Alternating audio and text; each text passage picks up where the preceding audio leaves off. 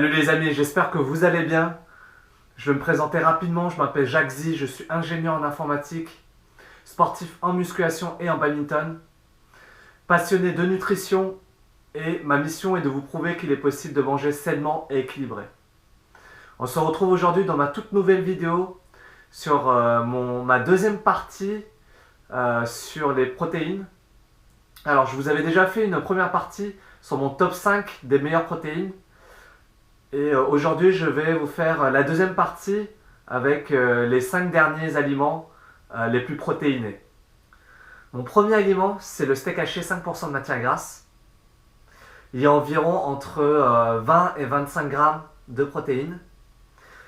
Ce steak haché est très riche en fer et permet à l'organisme de l'assimiler très facilement. Pour les personnes qui sont anémiques, c'est-à-dire en carence de fer, le steak haché est une très bonne source d'aliments. Le steak haché est simple, efficace et facile à cuisiner. Ça convient à tous les budgets. Je vous conseille de prendre du steak haché à 5% de matière grasse, car ceux qui sont supérieurs à 5%, c'est-à-dire, prenons l'exemple d'un steak haché à 15%, les lipides qui composent ces 15% ne sont pas de très bonne qualité.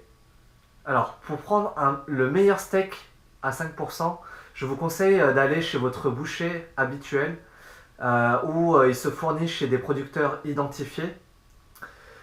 Ou sinon, carrément, vous prenez des labels, comme par exemple des labels rouges ou un label qui s'appelle viande bovine française, où la viande de bœuf est transformée et abattue en France. Ces deux labels sont des labels de qualité. Et ensuite, vous pouvez varier votre alimentation avec d'autres viandes blanches comme le poulet, la dinde, etc. Je vous conseille également de manger de la viande rouge 2 fois par semaine maximum. Mon troisième aliment, la mozzarella. Il existe 3 types de mozzarella. Alors, on a la mozzarella di bufala campana, on a la mozzarella di bufala et ensuite la mozzarella au lait de vache.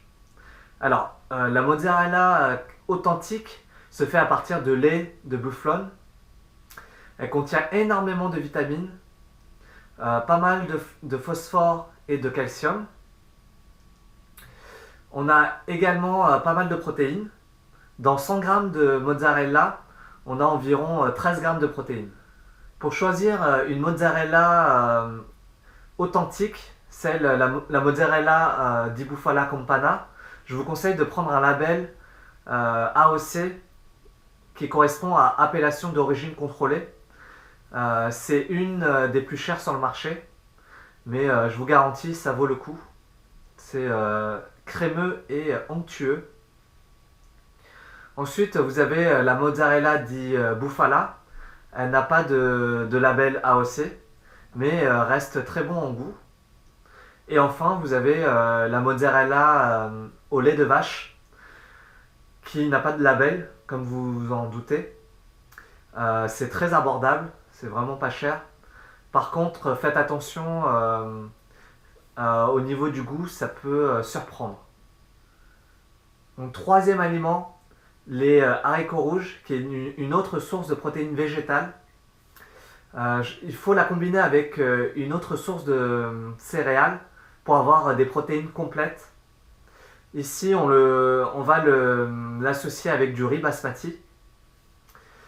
Ça va apporter nos 8 acides aminés essentiels à notre organisme. Je vous mettrai un lien sur les protéines si vous êtes curieux d'en savoir plus. Dans les haricots rouges, il y a énormément de fibres, de protéines et d'antioxydants.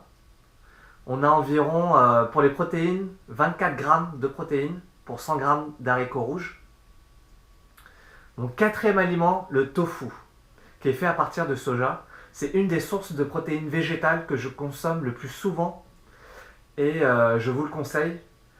Alors, il y a énormément d'avantages à en consommer, comme alors il n'y a pas de lactose, ensuite il n'y a aucune graisse saturée, il y a énormément de vitamines, on a les vitamines A, B et E, ensuite on a des minéraux, phosphore, magnésium et des oligo-éléments, zinc et fer.